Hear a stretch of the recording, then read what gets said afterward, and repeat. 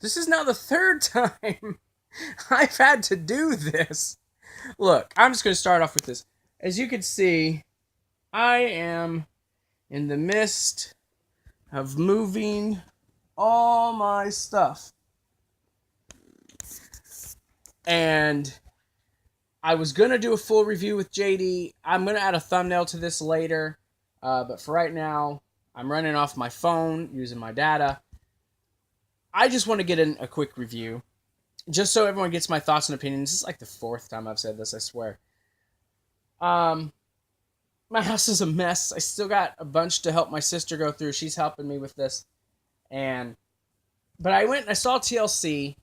I liked TLC. I liked the matches. I liked how they did things. It was a good show. It wasn't knock your socks off great, but it was good. It was solid. It had good, solid matches for the most part. There was a couple iffy ones for me, but they were iffy with me to begin with, as it was. Right off the bat, the two ladder matches, the TLC and the actual ladder match with Dolph and Miz, were the best matches of the night. But my moment of the night was actually in the opening match with Bray and Randy Orton of the Wyatt beating Heath Slater and Rhino and winning the tag team championships. The crowd was into that match. They looked great as a tag team, and it was a good match. I think all four men put in their best effort, and WWE, after the however many years, 3-4 years of hard work, they finally gave Bray Wyatt a reward and put a championship on that man. People will say Bray doesn't need a title, but I think he does, and I think Randy Orton being champion with him makes it the more important. And I'm happy. I'm glad to have seen it. I got to go and see that, and I was just like, yes, finally. In a way, I kind of marked out. Twice tonight, I damn near marked out. This was the first time. But yeah, Bray Wyatt is half of the tag team champions. The Wyatts look good with those belts. Finally, the Wyatts as a whole are legitimized as a duo. They're no longer that's that group that didn't win any championships. They don't matter. No, they won. They are important. Then came the women's match. It was okay. It was okay. Real quick, before I jump into that, I like what they're doing with the Wyatts. I pray that they keep this momentum going, that they have them defend the titles at the Royal Rumble, have them keep going through to, I think Fastlane is their pay-per-view. I heard somewhere today that Elimination Chamber is going to be the Raw pay-per-view. So I want them to keep it going. Excuse me. So, yeah, keep it going. Women's match, it was okay. Carmella with her black eye from being literally punched in the face by Nikki. Damn, that was bad. Let me check something here. I liked this pay-per-view. I really did. This match, to me, I knew Nikki was going to win. There was no doubt that Nikki was going to be the one to win out on this feud. So no surprise. Hey, they had kendos. They used the fire extinguisher. They did the best to make this no-holds-barred match look no-holds-barred. But Nikki won with the Rack Attack 2.0. No surprise. Nikki looked good. Nikki has improved, and I'm glad. And I think Nikki is going to get much better. Carmella is getting better. It's good. Then we go to the ladder match. To me, match of the night. Hands down, best match of the night, and it's going to remain that way for me. These two men, with the different clashing styles, looked amazing in this match. This isn't like a Shawn Michaels, Razor Ramon type match, but this match was worth the time. It was worth the effort, and definitely worth the money that was spent. I'm sorry, I'm trying to adjust my camera here. It was worth the $9.99 in itself. These two men put on one hell of a match. The Miz won with no help. He kicked Dolph in the nuts. He kicked Dolph in the nuts. Dolph fell. The Miz, I thought, who'd hurt his knee, recovered. I guess he just hyperextended it a little bit, maybe. When he was holding on to the belt and he fell, I thought he really hurt himself. But he recovered, he retained the belt, and before and after the match, he was egging on Daniel Bryan. I dedicate this match to you because of your doubting me and hating me and telling me I can't win, made me a better champion. I will be the best Intercontinental Champion ever. And before the match, saying he wished it was him so he could push him off the ladder. Realistically, this is over. And I'm interested to see what they do with Dolph, and I'm interested to see what they're going to do with Miz. Mainly the Miz, because realistically, this has got to go somewhere. If not, then what's the point in all this? Just to help get the Miz over? But listening to how he's talking to Daniel Bryan and listening to Daniel's reactions to him, these two are gold together. Miz has been gold since coming to SmackDown. I don't care who you are. Miz has been great. And I want to see this culminate in a Miz-Daniel Bryan match because it's been built. It's the long build, the slow build, the build that I like to see. It's got to go to that. And if it doesn't, then what's the point? But I'll wait with hope that it goes really good. But I'm going to move on. Baron Corbin and Kalisto. It was your standard filler match. Okay match. Both men did good. Kalisto, they tried to make it, seem really extreme. There's a couple spots with some chairs that were nice. Like Baron Corbin, when Kalisto jumped off the top and he landed on him and he landed through the tables or the chairs. It was all right. But it was nothing to write home about. Realistically, it wasn't. But Baron Corbin won the match with an end of days onto a pile of chairs, which clearly looked sloppy because you could tell Kalisto didn't really hit nothing.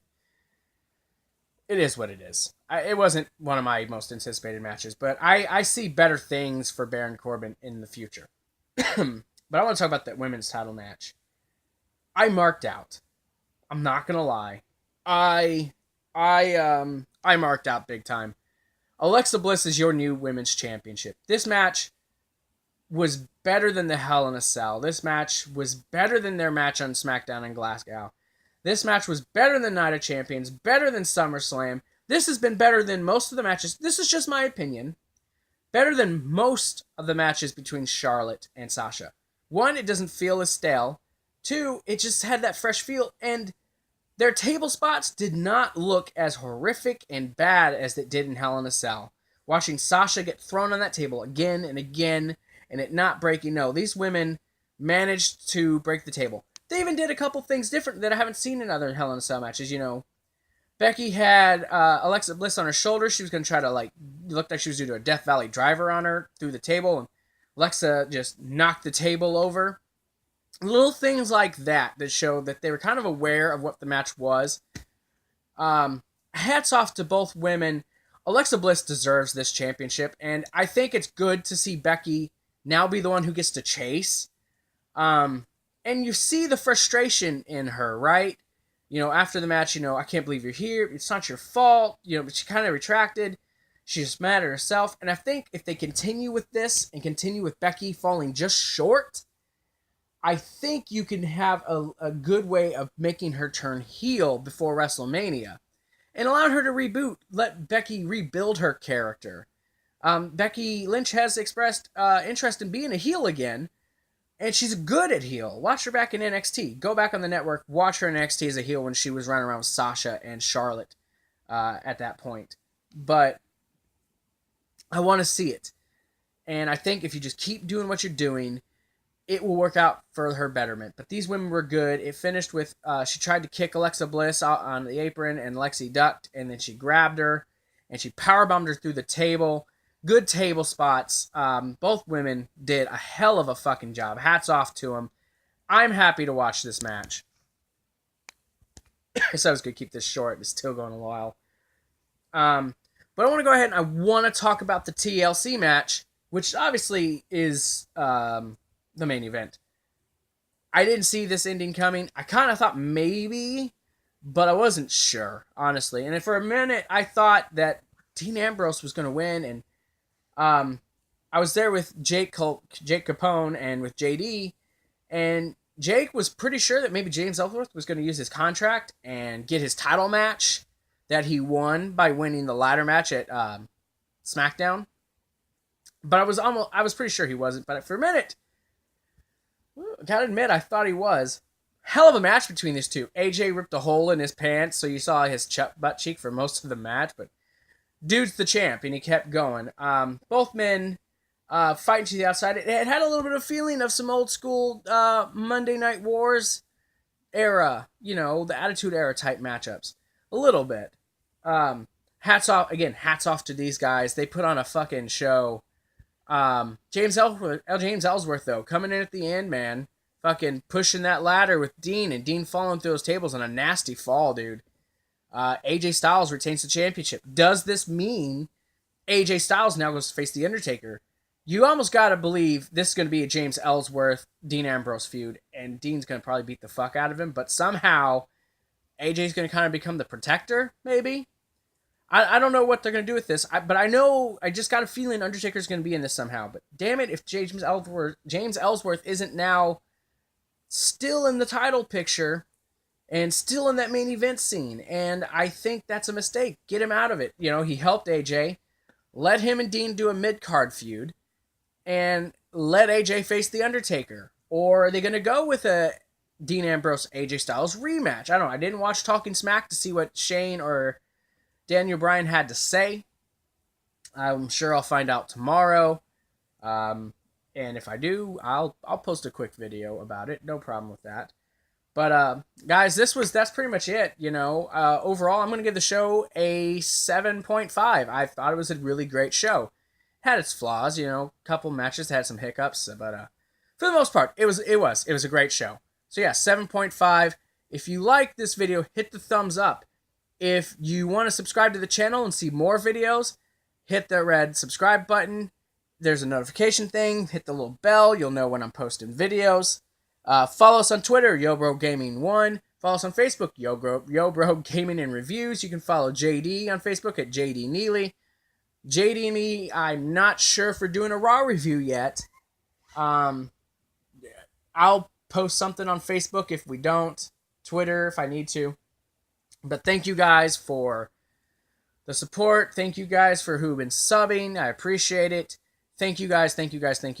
But I love you. Yo, bro. I'll see you guys later.